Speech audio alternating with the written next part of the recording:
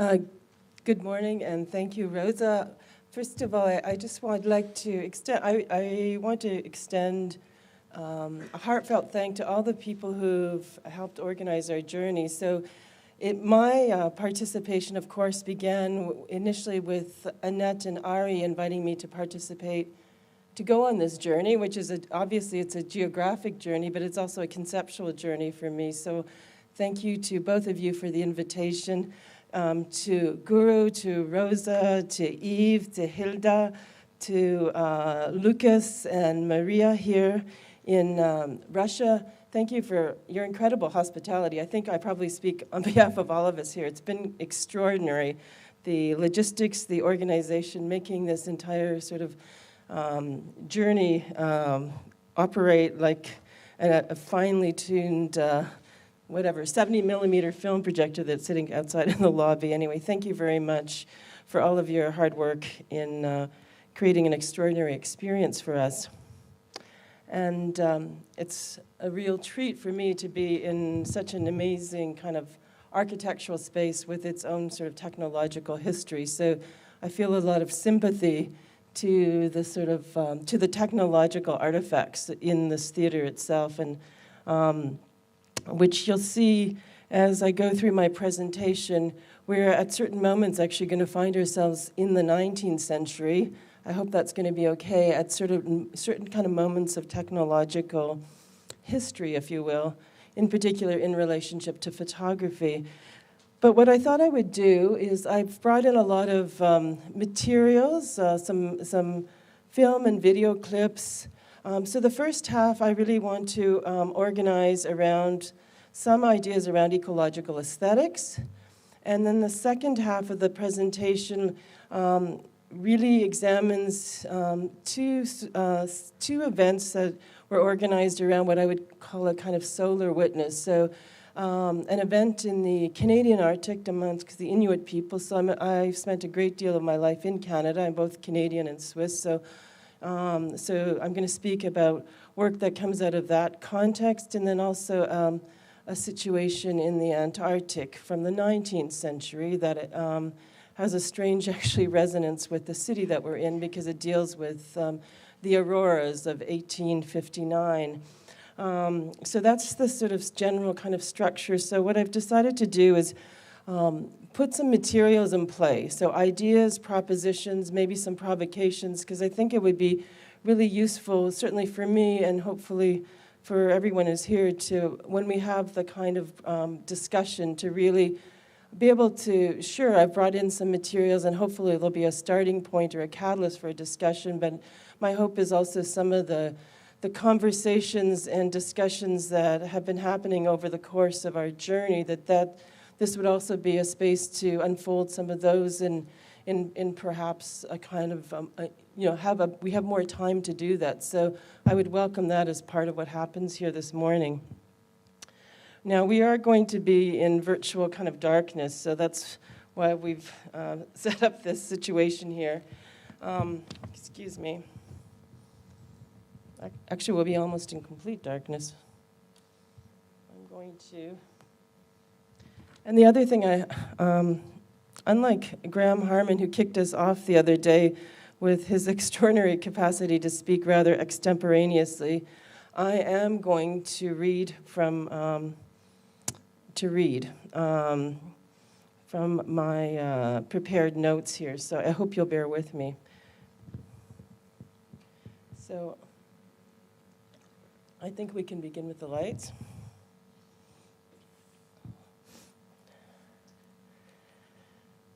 Okay. So I've called this presentation Dark Matters, Bearing Material Witness to Climate Change. Ooh, I'm going to, I wonder if I can barely see the keys of my computer.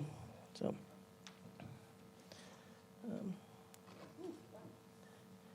is it, yes, oh, thank you. Okay. The audio.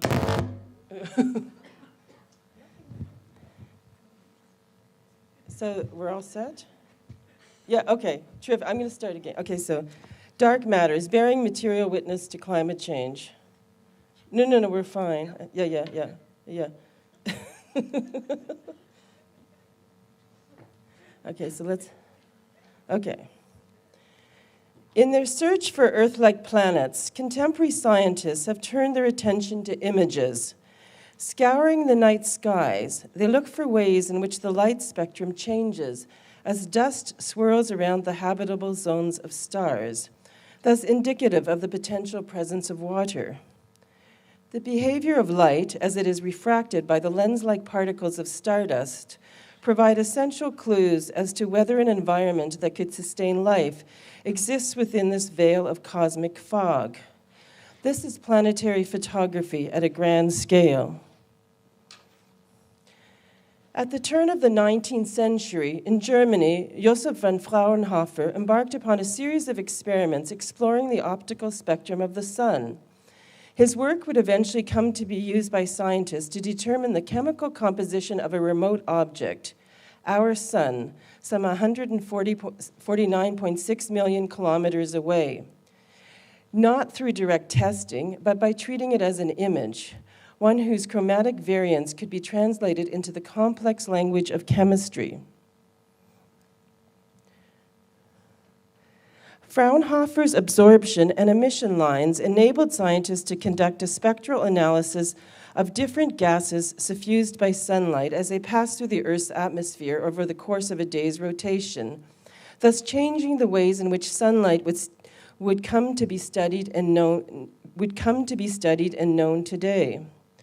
Fraunhofer's bold assertion that the essence of objects could be determined by virtue of the aesthetic judgment of chemistry would prevail, setting the course for the primacy of the visual in the deliberation of many truth claims.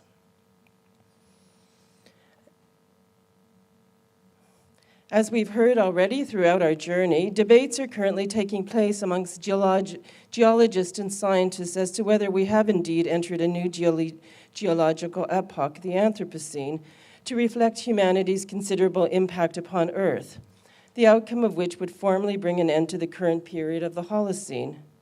However, theorizing these transformations purely in terms of the radical geological reorganization neglects their fundamental visual dynamics.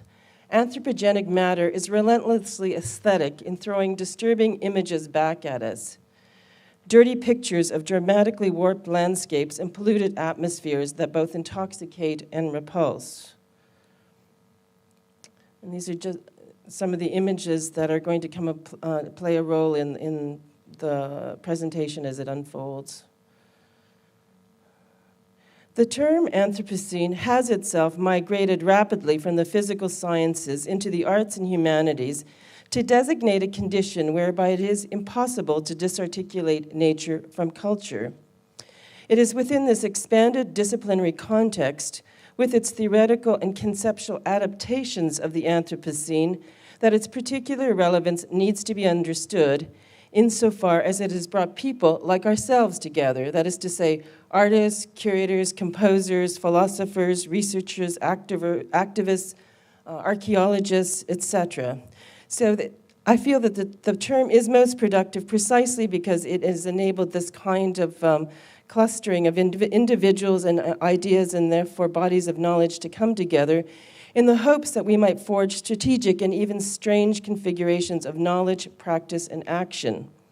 And this image here, this is an image from the place that I'm from. It's actually Alberta. It's the tar sands project in Alberta. So this is perhaps the most productive aspect for staying with the term Anthropocene, despite the many critics who have argued, rather convincingly I might add, from Donna Haraway, Isabel Stengers to Jamie Weinstein, that the concept of the Anthropocene reinscribes a decidedly privileged human subject, usually male, usually Western, and generally affluent, into the fossil record of the planet as its central protagonist, one whose considerable exertions through processes of extractivism, manufacturing, and consumption have brought us to this geological tipping point. However, I would also like to suggest that we've also entered into a new geophotographic era in which polluted environments have been transformed into vast photosensitive arrays that are registering and recording the transformations brought about by modern industrialization and its contaminating processes. From the Deepwater Horizon oil spill, the radioactive fallout at the Fukushima Daiichi plant, to the photochemical smog that enshrouds cities around the globe, and the dark snow of the Arctic, a comprehensive image archive of material wrongs has emerged. These toxic ecologies are themselves fully realized aesthetic agents, harboring many of the technical capacities that have traditionally organized the photonic operations of media production. By this, I mean that they share some of the same optical properties and chemical processes identified with the lens-based technologies of film and photography. For example, the molecular structure of an oil film with its parallel reflecting mirrors offers a case in point. These toxic ecologies can also change the ways in which we in turn perceive the world, something I will discuss in greater detail with respect to the manner in which global warming has brought about a new optical regime in the north, as tropospheric warming and thermal inversions modulate the interaction between sunlight and snow. It is this aesthetic condition that I would like to explore in the first part of today's presentation, in order to think about the ways in which matter can bear witness to events as a registration system that documents ongoing change, both internally within its material substrates and molecular rearrangements, as well as externally as visible transformations. What I might even go so far as to suggest is oftentimes an excess of information expressed in the form of an extreme image that grasps us in its aesthetic reach and synesthetic ferocity.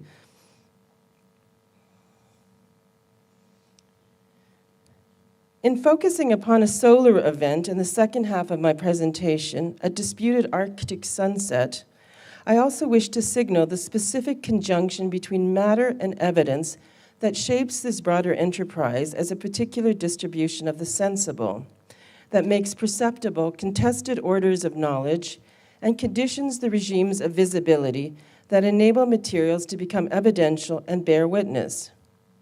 Indeed, what this helioscopic controversy will highlight is the degree to which a perceptual rearrangement of matter exposes the contingency of witnessing, raising questions about who is able to bestow meaning onto things, whose stories will be heeded and whose dismissed. It also raises questions about what requirements must be met to secure the act of witnessing, what procedures enlisted, and what practices rejected. Of course, it's not a question of merely exposing the discursive practices that produce the conditions of visibility, whereby certain kinds of matter and certain kinds of subject attain their legitimating force and thus capacity to testify, as that would grant excessive power to the juridical and technoscientific apparatuses in determining what constitutes the event of evidence. The point is to push at the limits of these institutional forums, such as COPE or the IPCC, in order to question their authority and to radicalize what matters as evidence and who and what counts as a witness. The American environmentalist Aldo Leopold once remarked that, quote, "We can only be ethical in relationship to something we can see." Alternative modes of perception that come out of entirely different knowledge formations, such as the haptic sensing deployed by the Inuit in the Arctic, or perhaps also the Sami or other indigenous groups that I have no knowledge about here. So these alternative modes of sensing that are not organized around, say, Western ocular traditions, I think this is, these kinds of modes of knowing suggest ways of seeing that need not be bound to ocular-centric traditions. In these environments, life is also guided by a tactile sensitivity to the expressive contours of the land. For the indigenous people of the North, an ethical relationship to the environment turns on the ontological inseparability of all matter, whether human, animal, or inorganic. My research proceeds from a related position in that the extreme images I investigate are expressions of similarly complex nature-culture entanglements. In doing so, I must assume a parallel ethics in which seeing, the privileged ground for most action, is broadly reconfigured as sensing. All matter which has undergone a transformation of some kind acts as sensors that can record its contact and interaction with external agents and forces. It is these material encodings or inscriptions that permit their narrative reassembly back into a history. Trees are one of nature's most resolute witnesses, able to stand before the tribunals of history and account for all manner of events, disease, drought, fire, the presence of other biological entities, as well as their relative proximity to structures such as concrete building foundations. Even inorganic matter, such as marble, records its transformations and metamorphosis from limestone. However, not all material registrations and reconfigurations organize themselves according to the technical operations of the geophotographic, in the sense that I am advancing it here. The contaminated environments and polluted atmospheres that I work with stand as paradigmatic case studies because their material constitution responds to and registers change in uniquely mediatic ways, what some scientists have elsewhere referred to as the optical design processes of nature. I just need some water.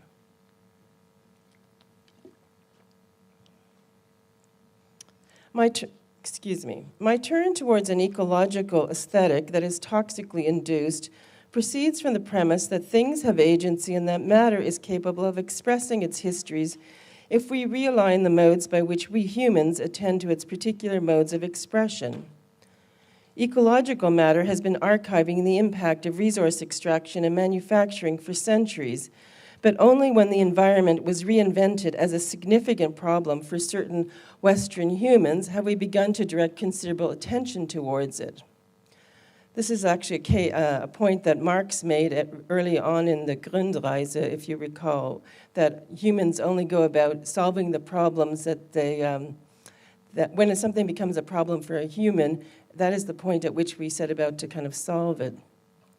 So if we take seriously the premise that anthropogenic environments are documenting their own damaged condition and that their mode of expression includes an aesthetic dimension, then perhaps we can assign a new status to the aesthetic as not merely a device for mirroring surface effects, but as a productive agent in generating new knowledge. Early experiments in photography treated visual information in this much more radicalized way, as efforts to arrest and capture natural phenomena were used as analytic methods for producing scientific insights. Likewise, the forensic architecture project that I worked on, which Rosa mentioned, we utilized media in similarly kind of instructive ways, harvesting analytic information from minute details captured incidentally by cameras that could be aggregated to develop a human rights legal claim. My presentation here today locates itself within this double heritage, but also posits that the emergence of these image matter hybrids, what I'm also calling extreme images, are not simply proto-photographic assemblages of matter that can provide new forms of knowledge. They also constitute the means by which the earth sees.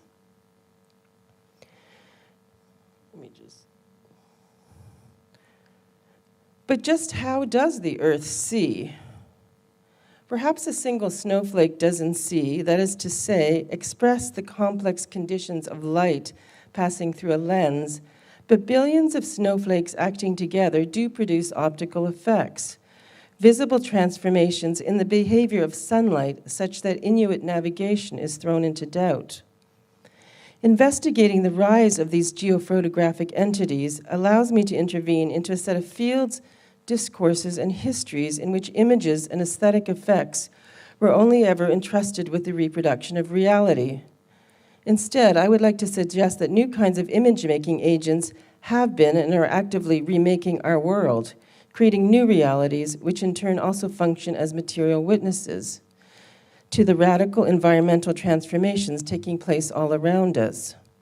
Shifting the emphasis towards an understanding of environments is also engaged in practices of image making and comprised of sensors that register external events, oftentimes as visible transformations, in their ontological constitution, but this, of course, this isn't always the case. Treating environments as these kinds of image-making kind of agents invokes an anti-documentary mode of representation in which the indexical nature of an image, such as a polluted landscape, doesn't point to an event outside of the field of the image, but is itself folded into its image matter as the instantiation of its material substance in aesthetic form. If you recall, the history of photography from its very inception was indebted to phenomena and processes located in nature. The geological fissures that enabled the shadow play of light, most famously theorized as Plato's cave, is after all photography's founding myth and origin story. All early experimentation to capture and play with sunlight drew inspiration from observing the atmospheric effects of weather. The invention of photography in 1839 gave primacy to nature's agency in bringing about a direct likeness of external events.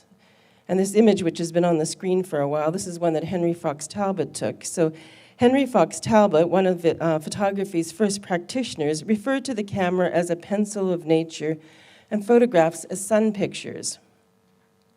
Later, much would be written by art historians about the ways in which the carbon-saturated air particles of the Industrial Revolution produced the meteorological sublime that transfixed European painters from Turner to Monet. Indeed, Turner might just well be the natural heir to this research in trying to induce a catalytic conversion between the viscosity of oil and the airborne chemistry of fiery disaster directly in paint. His were not attempts at faithful representation, but microstorms that brewed alchemically on the planar surfaces of his canvases.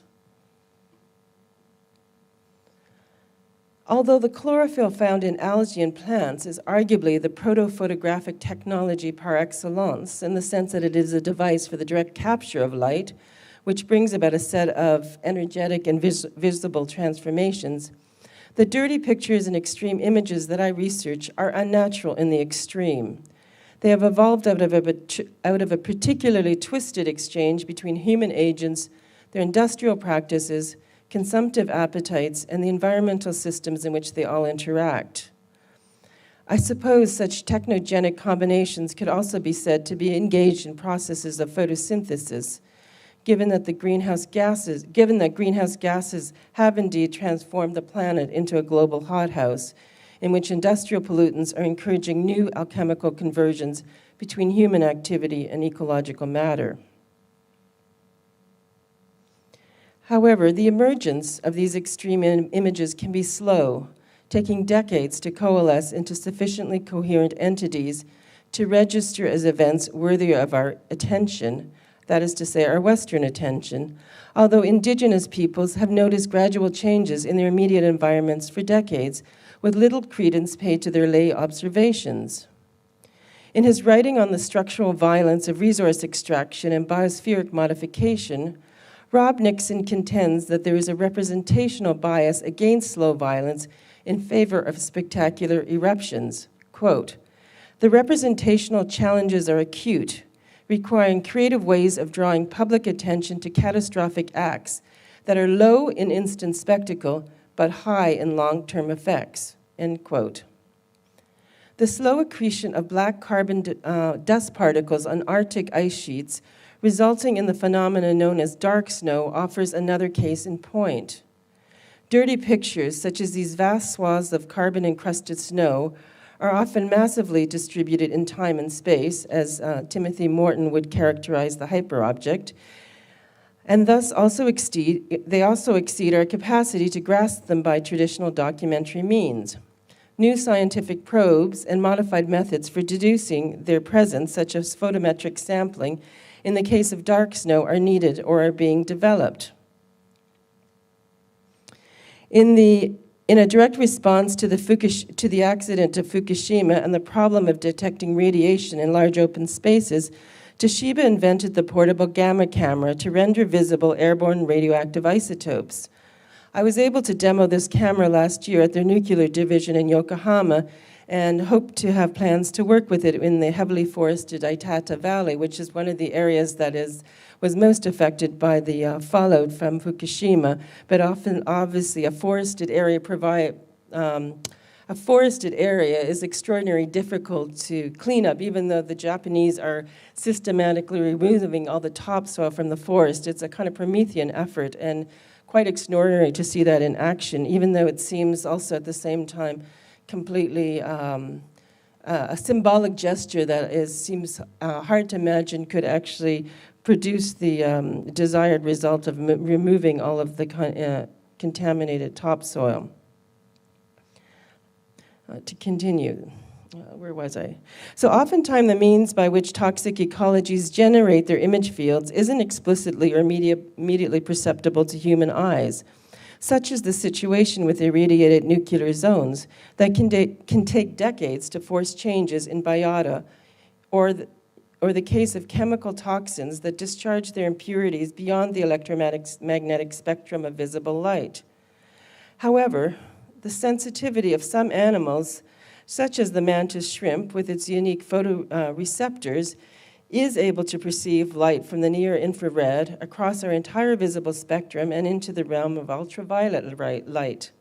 So while we humans might need mediating devices to comprehend the technical reorganization of matter that something like a nuclear accident or industrial accident has brought about, other organisms can sense these changes without technical augmentation. Now, I would like to actually, I'm shifting a little bit here. I'm going to play a short clip from Patricio Guzman's extraordinary film, Nostalgia for the Light, just to help us understand how I'm trying to make an argument for the kind of, environments as self-imaging systems, if you will. So this is from Nostalgia for the Light from 2012, and it was a very influential film also for the Forensic Architecture Project because of the ways in which I suspect many of you have seen it, but what the film deals with is the space of the Atacama Desert, which is is the driest place on Earth, and consequently is the place where there's an extraordinary array of observatories looking into trying to unravel the mysteries of the universe, if you will. And in the same place, we have mostly kind of mothers and sort of older women who are scraping at the surface of the desert, trying to, with very rudimentary kind of tools, trying to find the bodies of the disappeared that were thrown out of the airplanes into the desert during the Pinochet regime. And for forensic architecture, this film is quite emblematic because we have these two modes of technical vision, but also these which are both kind of radically asymmetric in terms of their kind of technological status. But we also have this extraordinary juxtaposition between the scientists who want to peer into the deep time of the universe and are almost, in some cases, completely oblivious to the events that happened in that same location in the 1970s, and this much more kind of imminent attempt to uncover a much more recent kind of history. And so you have this extraordinary kind of productive tension that arises out of this one, that is intensified in this one kind of geographic area of the Atacama. Nuestro planeta húmedo tiene una sola mancha marrón donde no existe ningún grado de humedad. Es el inmenso desierto de Atacama. Envueltos por el polvo estelar, los científicos de todo el mundo construyeron aquí los más grandes telescopios de la Tierra. La ciencia se enamoró del cielo de Chile.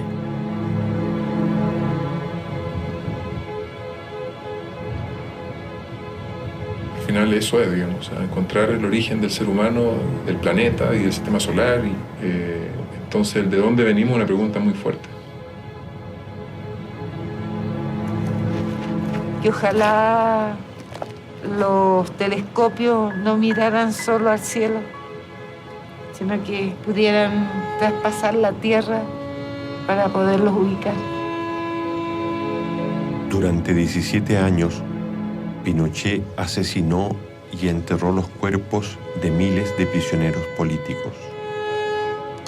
Las mujeres que buscan a sus muertos exigen respuesta de los que hicieron desaparecer a sus muertos. Los que tienen memoria son capaces de vivir en el frágil tiempo presente. Los que no la tienen no viven en ninguna parte.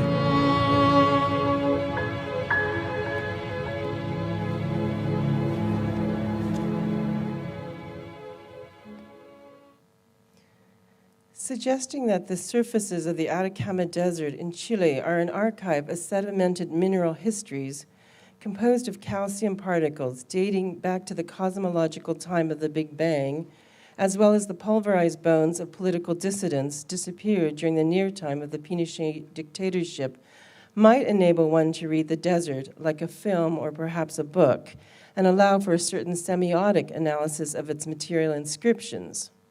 This is a powerfully analogic tool for doing cultural work, but it's not exactly what I'm proposing when I argue for the intrinsic technicity of certain toxological landscapes and environments. The oil spill isn't like a film, it literally is a film. When an explosion ripped through the Deepwater Horizon oil rig on April 20th, 2010, releasing chains of carbon and hydrogen atoms into the liquidity of the Gulf of Mexico, their natural photonic properties started to interact with the unstable and energetic surface molecules of the water, recombining to produce an iridescent image of horror. The image-making capacity of the oil film isn't simply a question of its ability to mirror or project some sort of image-like event back at us, abstracted and lurid patterns of reflected light, but as a cinematic feature of its very ontology, its molecular structure and behavior.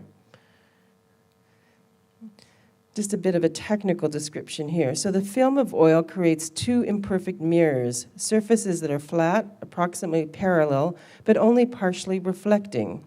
A light wave first encounters the surface between the air and the oil. Some of it reflects, some of it continues on into the oil, and encounters the surface between the water and the oil. Here again, some reflects and some continues. When we look at an oil slick, we see the combination of reflected light waves. Because the two mirrors are close, the distance between them is similar to the wavelength of light. Light reflecting from them interferes with itself. That is, waves of light reflecting from one mirror augment or annihilate waves reflecting from the second. So the natural chromatic potential of hydrocarbon atoms is activated by the change in density of the oil film's molecular arrangement as it spreads and thins, thus modulating the degree to which light wavelengths interact and interfere with one another. In fact, only one color is ever reflected by a particular thickness of the oil film. The rainbow-like hues that we see in so many petroleum-based products, such as gasoline, lubricants, and soap bubbles, as well as in decaying vegetative matter, is the result of an interplay between wavelengths of light and microvariations in the molecular density of hydrocarbon atoms. Now, although I agree with Rob Nixon and his thesis of slow violence as lacking the perceptual intensity that characterizes the kinetic violence of conflict and war, the demand he raises for new kinds of slow representations could perhaps be met by the extreme images that I am invoking, given that they aim to break with distinctly human-centered and Western modes of perception, organized around the logics of representation that try to make sense of these environments solely through pictorial strategies. As Timothy Morton argues in his thesis of the hyperobject, we never have direct access to multiscalar phenomena like global warming that are vastly distributed in time and space, and thus only ever encounter them as a localized aesthetic effect, a sunburn that allows us to have partial experience of the hole in the ozone layer. Morton's work is productively aligned with my own in terms of notions of non-human agency and the transgressive character of entities that exceed the capacities of human vision and comprehension of their extended timescales, but I wonder whether it's sufficiently technical to make the conceptual move that I'm gesturing towards what perhaps could also be called a hyper-image, and maybe this is something that Graham might want to weigh in the Q&A. As a practicing artist, my challenge is to try and make work that explores and borrows the devices and optical processes designed by the alchemical interface between industrial toxins and natural environments. For example, snow crystals are precision instruments and lenses for refracting light. So why not try and use snow crystals as an adaptive macro lens? What I'm presently developing is a working method which doesn't merely document events and thus represent toxic ecologies within the contained frame of the documentary, but experiments with using the material properties of matter as the very means for generating its aesthetic vocabulary and sense-making capacities. Verena Paravel and Lucien Castagnier-Taylor's extraordinary film Leviathan from 2013, produced by the Sensory Ethnography Lab at Harvard, gets remarkably close to fusing the human and non-human eye. And here's a short description. The film provides an unprecedented view of the world of industrial fishing, one by turns cosmic and corporal, and which appears to be as much from the perspective of the fish, the boat, and the sea as from that of the fishermen or the filmmakers themselves. Miniature waterproof cameras attached to the fishermen's bodies or cast into the ocean allow the eye of the camera to rove and flow dynamically with the subjects of the film. This shifting point of view marks a radical departure in cinema, a mode of vision that seems unmoored from the human gaze. And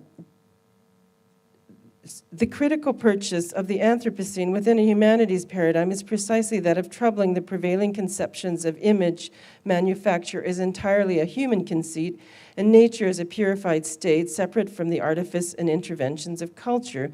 Now I'd like to play another short clip. This is from Leviathan.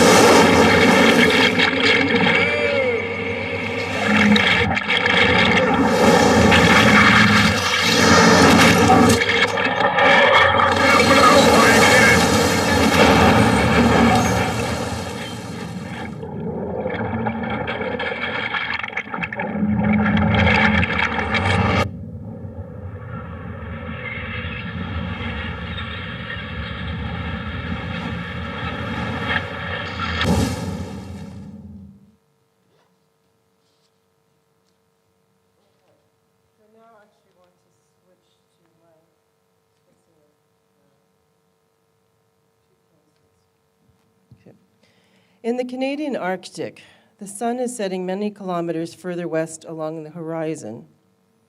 and the stars are no longer where they should be. Sunlight is behaving differently in this part of the world as the warming Arctic air causes temperature inversions and throws the setting sun off kilter. The crystalline structures of ice and snow that once reflected an image of a stable and predictable world are twisting and morphing, producing a new optical regime born out of climate change. For the Inuit, the world they once knew finds no analog, no mirror image in the world they now see. Not only is light bending and deceiving the eyes that have tracked the position of the sun for generations, but as black carbon deposits accrue throughout the Arctic regions and rising temperatures diminish sea ice, melt glaciers, liquefy snowpacks, and thaw the permafrost, the natural indexicality of such northern topographies has also become increasingly suspect. Ecological registration systems that formerly directed Inuit hunters home with cartographic certainty are distorting as the contours of snow-encrusted landscapes are resurfaced by climatic aberrations. No longer can the wind-carved tongues of snowdrifts offer up the icy signs that permit confident action. Matter is dramatically out of place in these mutating Arctic environments, and nature itself has become a hostile witness, antagonistic to the deep historical testimonies evinced by its once frozen landscapes. Moreover, it is in the far north that surface temperatures are rising at between 2 and 4 times the global average, and it is this condition known as Arctic amplification that is responsible for trapping ever greater concentrations of atmospheric pollutants and black carbon within particles of ice and snow, whereas previously such impurities would have been diffused at higher altitudes. During the 1950s, the Soviet Union actually experimented with accelerating glacial melt, what is also called climate forcing, by deliberately blackening snow surfaces with coal dust to boost their capacity to absorb solar radiation, and thus aid in irrigation and supplement water supplies to areas affected by drought. Today, vast swaths of the Arctic are wholly saturated by airborne contaminants, including black carbon deposits from industrialization that continue to fast-track the global melting of ice as the surface albedo of snow is reduced. And albedo is, of course, the fraction of solar energy or shortwave radiation that is reflected from the Earth back up into space or into the atmosphere. So this capacity of albedo is governed by the granularity of snow, chromatic impurities, liquid water content, surface roughness, and by the depth and density of the pack. Not only does dark snow absorb more heat, and by virtue of melting, its icy grains also aggregate and grow in size, allowing sunlight to penetrate ever deeper into the snowpack due to the volumetric increase of space between the particles, while climate forcing resulting from black carbon contamination of snow is considered minor when averaged across the entire globe, regional forcing over the snow-covered regions of the Arctic and Himalayas is devastating, comparable to the degree of carbon dioxide accumulation in the atmosphere since pre-industrial times. Climate models have demonstrated that the reduction of surface snow albedo in dark snow is itself a contributing factor to global warming and a source of the decline of ice sheets and glacial melt. Arctic snow has become an unwitting accomplice in bringing about the very changes that were directly responsible for generating its own damaged and dirty condition. In Zacharias Kunuk and Ian Morrow's film, Inuit Knowledge and Climate Change from 2010, several Inuit elders make the repeated observation that the setting sun has slowly been moving further west, and that the location of the stars, too, has altered. Has the Earth shifted on its axis, they ask, causing the position of the sun and stars to change?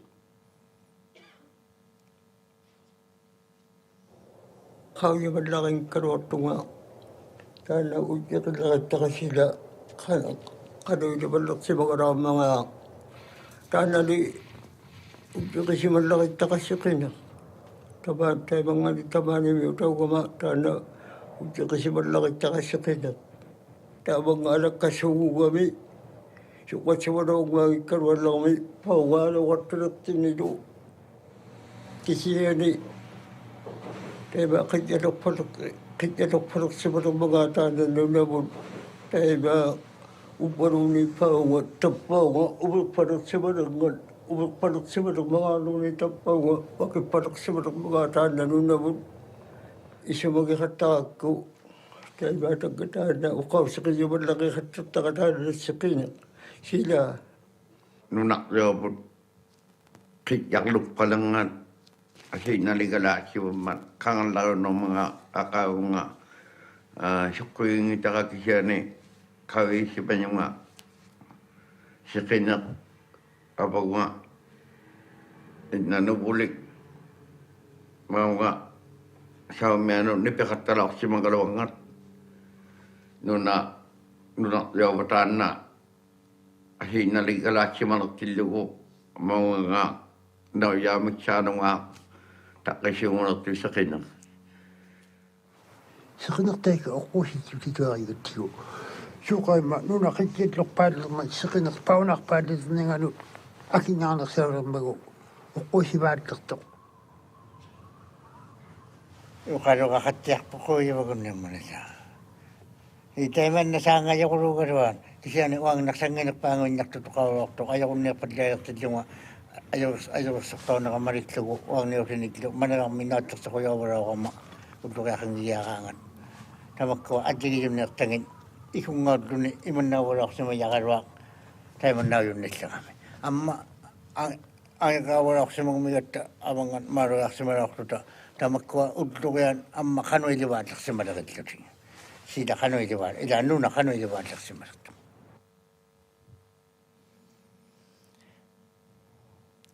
When the documentary that Zacharias Kunuk and Ian Morrow made, Inuit Knowledge and Climate Change, when this documentary was pre-screened at the Copenhagen Climate Change Conference in December 2009, the filmmakers and the Inuit that accompanied them were admonished by the scientific community for presenting such a spurious hypothesis, despite the fact that the Inuit had clearly looked to Western physics in attempting to explain this extraordinary transgression on the part of the sun.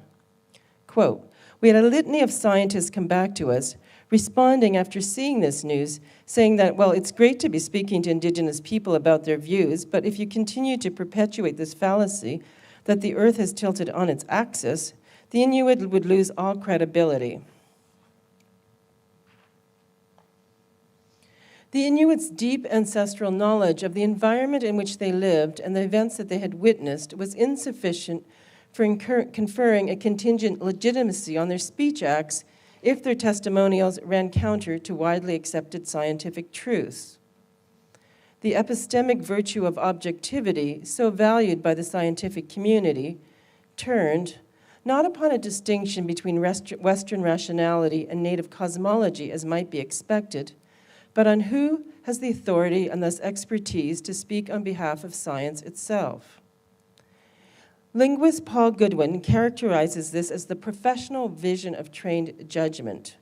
Quote, "Different professions, medicine, law, the police, specific sciences such as archaeology, have the power to legitimately see, constitute, and articulate alternative kinds of events. Professional vision is perspectival, lodged within specific social entities, and unevenly allocated," end quote. Although the Inuit may have come to the wrong scientific conclusion in speculating that a physical realignment of the Earth's axis had caused the locational drift of the sun, rather than the cumulative effects of industrialization, resulting in the production of greenhouse gases, their observations were not in and of themselves flawed. Their eyes had not deceived them. Indeed, the rapid and extreme environmental changes that have overturned established perceptions of the natural world throughout the North suggest that only an equally radical proposition might begin to explain the hallucinogenic dynamics of matter now evident in these transformative geographies.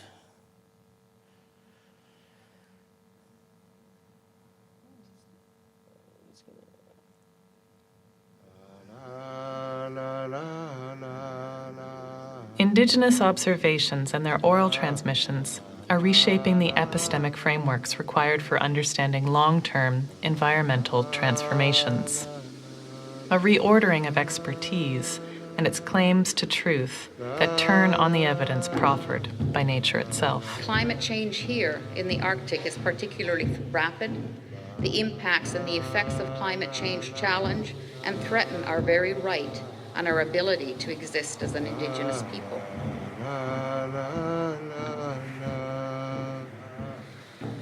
Over the years, nobody has ever listened to these people. Every time the discussion is about global warming, about the Arctic warming, it's scientists that go up there and do their work. And policymakers depend on these findings. Nobody ever really understands the people up there. My initial interest in exploring the solar witness came about when I heard a radio interview with Kunuk and Moro, in which they mentioned the Inuits' repeated observation that the sun had been slowly setting further west and that the stars were no longer where they should be. At this time, I had actually been researching the entry of new forms of material evidence into legal proceedings and was struck by the resonance between a comment made by a U.S. judge in 1886 when he asked the very provocative question, "Can the sun lie?" in querying whether sunlight could interfere with the production of reality effects and author false narratives with the admission of photographic evidence into court, and the resonance between this question and contemporary Inuit claims that the northern sun was troubling accepted scientific truths. I'm just going to play another clip. Can the sun lie? Asked a U.S. court in 1886. Perhaps we may say that, though the sun does not lie, the liar may use the sun as a tool. Let us then beware of the liar who lies in the name of the sun. Sun pictures transformed the courtrooms of the late 19th century. For the first time, evidence was entered into legal proceedings that had been produced by a non-human agent, one whose motivations could not be judged, nor whose actions tried for perjury.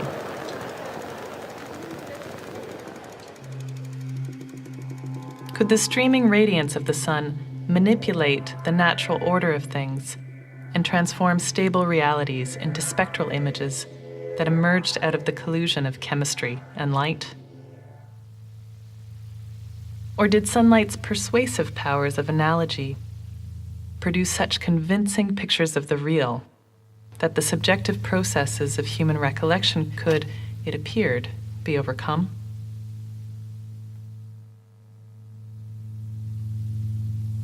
Indeed, proponents of the legal aid provided by sunlight were swift to dismiss any doubts as to its fidelity.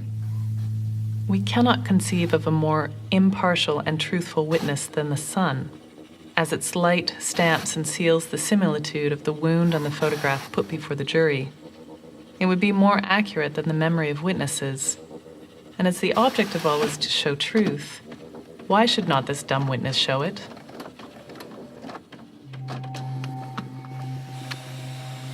Human observations could be tainted, whereas the photographic memory captured by the direct intercession of sunlight created visible proofs that no jurist could dispute. As photographic practices became more commonplace and awareness of the ease of image manipulation increased, so too did doubts as to their evidentiary value. Soon, photographic experts began to face each other in court. This question, can the sun lie, which reflected upon the agentic capacity of solar phenomena to manipulate the natural order of things or to reorganize self-evident truths, seemed to turn on the question of expertise and who or what has the proper authority to lay claim to witnessing, especially as concerns the emergence of new forms of material evidence, which in the case of the changing dynamics of the Arctic landscape arose out of a solar-induced event with a specifically optical conceit. As this research progressed, I've also turned my attention to investigating other helioscopic histories and controversies, and came across Stuart Clark's account of sailors who in 1859 had witnessed the otherworldly effects of auroras in the archipelago of Terra del Fuego off the coast of Chile, an event that would likewise turn on the expertise of a solar witness and a photographic technology, this time one deemed wholly confident in rendering judgment as to the veracity of nature's reality effects. Rosa, how am I doing for time? Oh. Okay, well, I'll continue with the Aurora because the Aurora obviously is important to the context of Murmansk.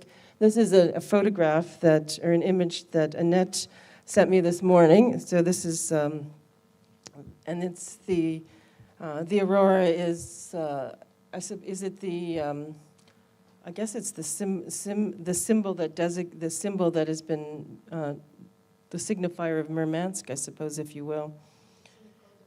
It's in the coat of arms. Great, thank you for that, Annette. So I will continue, and I'm wrapping up here anyway. So on September 2nd, 1859, the Southern Cross, a clipper ship bound for San Francisco, struggled against the raging coastal waters of Chile, having successfully rounded Cape Horn and navigated the Strait of Magellan. As night progressed, the ship was further caught up in the atmospheric fury of gale-force winds and hail. Lurching in the heavy seas, the sailors were thrown from side to side on the deck. When the swells forced them leeward, they gasped in horror as a deadly watery expanse revealed itself, and they found themselves sailing through an ocean of surging blood. Quote, "Everywhere they looked, the pitching seascape had turned deepest red. Lifting their eyes eyeward or skyward, they saw the reason. It was obvious, even through the clouds. The heavens were wreathed in an all-encompassing red glow." That day, the Earth received a massive solar charge, which captured the entire planet in its electrifying grip. From Chile to Australia, the night skies of the southern hemisphere swirled with hallucinogenic color. Eventually, sightings of such dazzling effects would spread northwards into the more temperate zones of the Caribbean and beyond. A seemingly supernatural force had visited the Earth that night on a scale never recorded before, and eyewitness accounts are suffused with sensations of wonder and terror in equal measure. The crimson boil that the crew of the Southern Cross had witnessed was the result of the excitation of atmospheric particles induced by a solar force that had dramatically disturbed the Earth's magnetic field, so much so that its fiery flush had migrated dramatically north of its usual band of activity within the Antarctic auroral zone, some 10 to 12 degrees around the geomagnetic pole, where such chromatism normally reveals itself. During this onslaught of radiant energy, the Earth's magnetic field flinched as if struck by the blunt force trauma of the sun. While sailors would have been familiar with the auroras of the Antarctic region, the appearance of such a fierce display so far north was unprecedented, and in 1859, a rational explanation for the massive solar event that had just been inflicted on the Earth was not to be had. A new kind of planetary science would be required that could read the Earth in relation to its interaction with other celestial objects. At the same time, on the other side of the globe, British astronomer Richard Carrington hastened to his private observatory in Surrey and set up his telescope in order to continue his detailed cataloging of the surface of the sun. Photography was not as of yet an option for Carrington, and so using an adapted eyepiece to gaze directly into the sun's searing light, he produced meticulous drawings of its dynamic surface, timing the length of each spot's appearance as well as recording their contraction or expansion. The sunspot that Carrington documented on that day in September 1859 was immense, measuring almost 10 times the diameter of the Earth. As he worked away sketching the solar apparition, 2 explosive charges suddenly erupted from within the sunspot's monstrous depths. Thinking initially that the rays of air and sunlight had somehow leaked into his apparatus, Carrington tweaked his equipment, but to no avail. The white streaks remained and even grew in size and intensity. Carrington states that he was, quote, flurried by the surprise. taken aback by the spectacle of light that he observed through his telescope, had rendered him, quote, an unprepared witness. Nonetheless, he did manage to write down the exact time of the sun flare's first appearance at 11:23 a.m. Greenwich Mean Time. And here's a quote from Carrington. Then, realizing the rarity of the situation, certainly no one had ever publicly described the sun behaving like this before, he hastened to find a witness, end quote. Like all aspiring Victorian astronomers, acts of discovery required verification by fellows within the Royal Astronomical Society. Carrington knew that an account made by a sole witness would lack the credibility needed to substantiate a claim that could change the prevailing understandings of the role of the sun in relationship to Earth.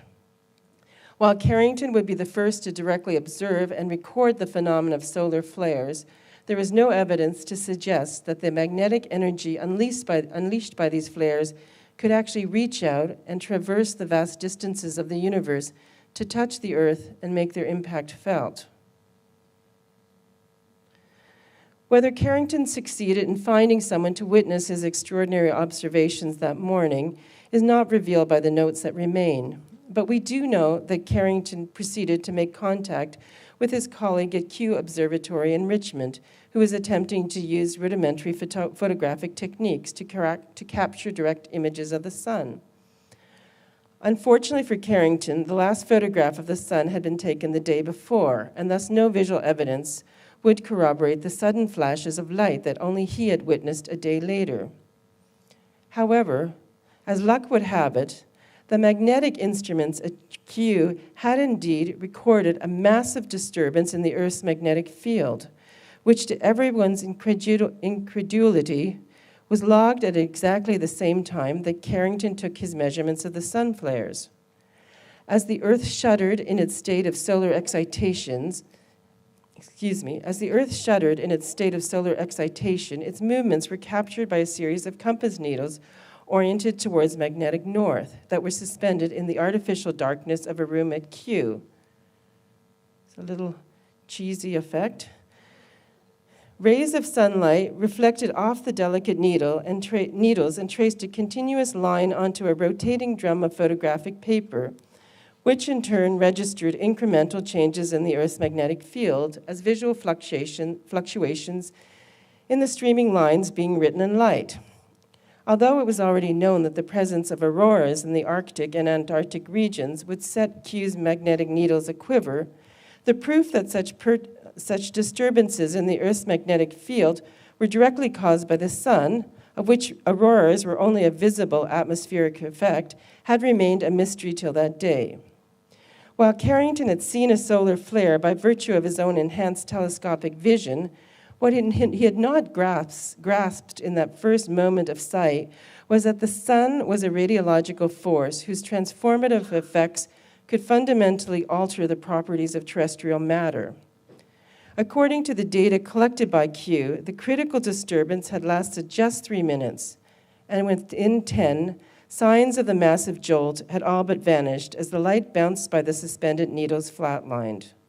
The agency of the sun had, in one powerful outburst, fundamentally disrupted the widely held notion of the Earth as a stable and deterministic system. If the 19th century was the era in which knowledge about the sun's physical effects upon Earth was formalized and studied, today, under the experimental conditions of climate change, it is terrestrial processes that are exerting their considerable influence on the processes and behavior of the sun. Much of my work over the past number of years has explored the evidential role of matter as both registering external events as well as exposing the partisan practices and procedures that enable such materials to testify publicly and bear witness. Thus, the concept of the material witness, which refers to the double agency of matter as both harboring direct evidence of events as well as providing circumstantial evidence of the interlocutory methods and epistemic frameworks whereby such matter comes to become consequential.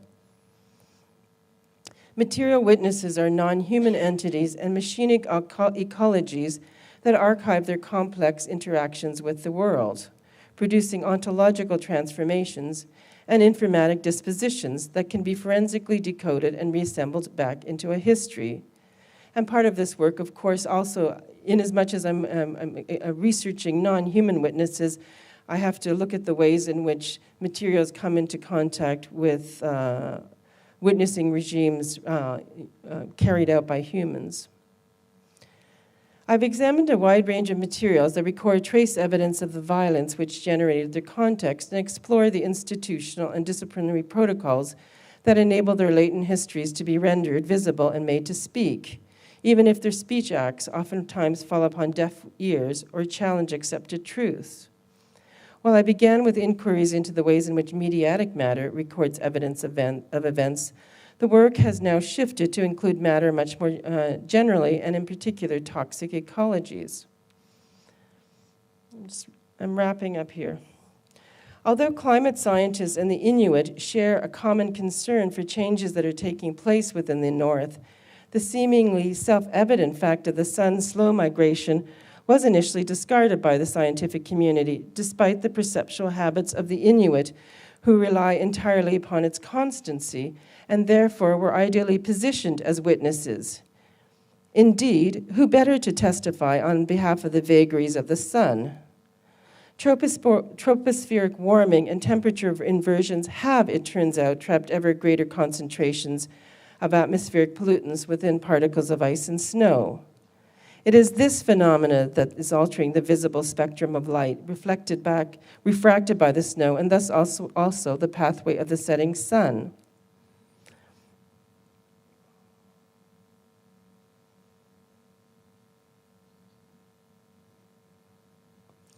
Corroborated by the optics of snow science, the dynamics of solar energy and frozen matter have retroactively testified to the propositional fiction advanced by the Inuit that the sun now sets past the highest peak. The epistemic convictions that have organized the material world in order to render it sensible and thus knowable, especially within legal and scientific discourses, must be supplanted by a detailed consideration of the ontological arrangements that matter itself evinces as a sensate mediator and material witness to historical events, without direct recourse to the linguistic forms of expression deemed constitutive for the production of human subjectivity, or to the positive notions of the physical world as ontologically given in sensory experience. That is to say, given only to certain humans, such as Carrington, whereas the Inuit, and even to a certain extent, the sailors aboard the Southern Cross, are often positioned as having recourse to events only indirectly through the sense-making devices of myth and mystical rapture. And I'd like to play one short clip from Inuit Knowledge and Climate Change, and then just make a few short closing remarks, and then open up for discussion.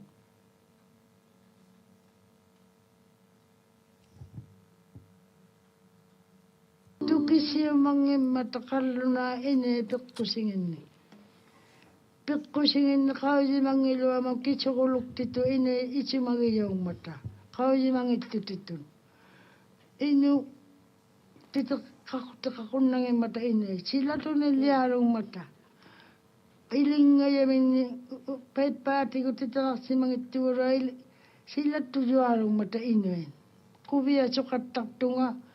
Makunani kati mayak tokatak tune tusaguru yakatagama inui makipadliaga duktu sukaitime suri immaru makitutik sakkaninga imma suri pingitangan makwanu tutakani tusilimangin kangakku ilneusun kangakku mekkuyasun kangakku nuliasun kangakku katiballialisun inung nakauji may tiang mata.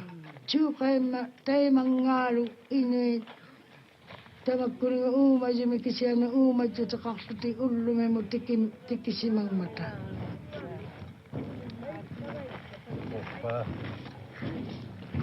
Jihululok tabut. Kawai may ulalo lang mata silami. Kawai malatak ko yalo lang mata. Allah kawai may koy walang mayok. Dappa awiyo tokpo. Ukiyak sa palyalang lami.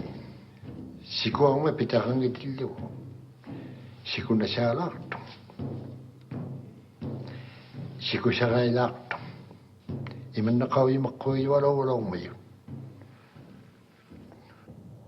Tayo siya man sulo. Ano ka kami? Ikudla tiya warok suni. Taba nuya naktiyo kaya wilone ano ka rara mo. Ikang ngalone. Udlume kan o kakasugyak sa taman na uwan nulle. Naroon tiya. Taba mana siya neto apa surang mo yung matana pagduti gitu. Siya na tagay sa na ayurta. O karakteris.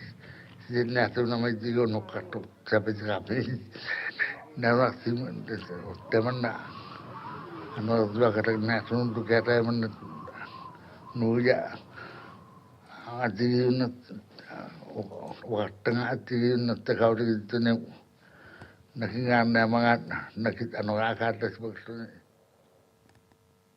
Great. In closing, I'd like to return to Aldo Leopold's assertion that seeing is the fundamental precondition for producing an ethical response to the world. That seeing, in effect, prepares the ground for action.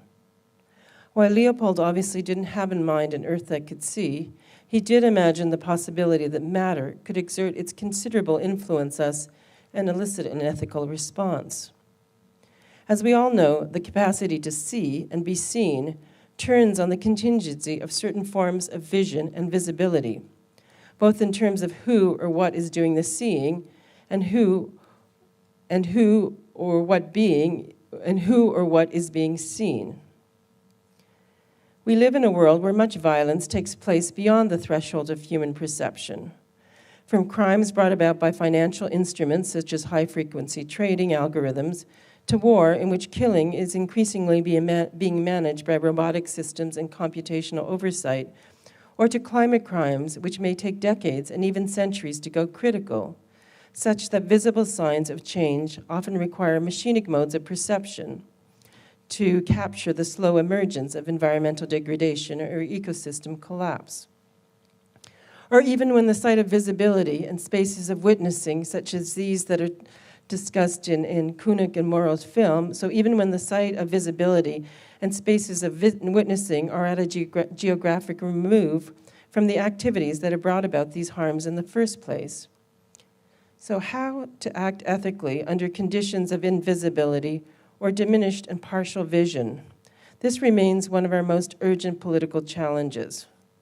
What new kinds of practices and modes of political engagement must we develop when evidence for events falls entirely outside the register of human perception and increasingly requires the intercession of a technoscientific apparatus to render it sufficiently legible such that we can interrogate its truth claims and make or recalibrate our demands for accountability or perhaps even justice.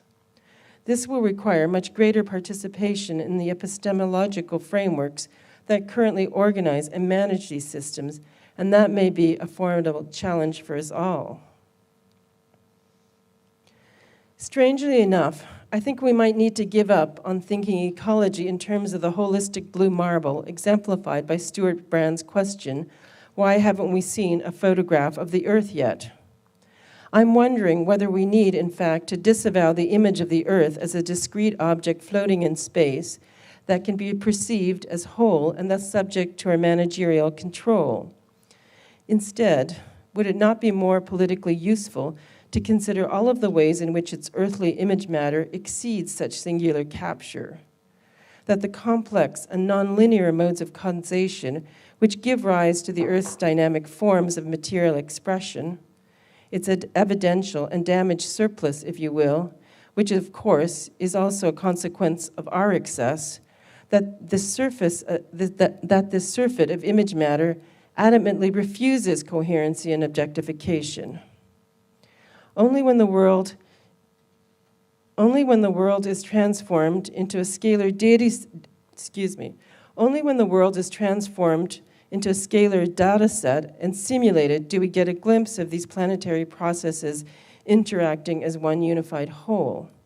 whereas the extreme and relentlessly proximate image fields that I've been conjuring throughout this presentation remind us that an ethics governed by that which can only be fully articulated and comprehended from within the narrow bandwidth of our perceptual habits and interests will most certainly leave us utterly in the dark when it comes to acting on matters of climate change. Thank you.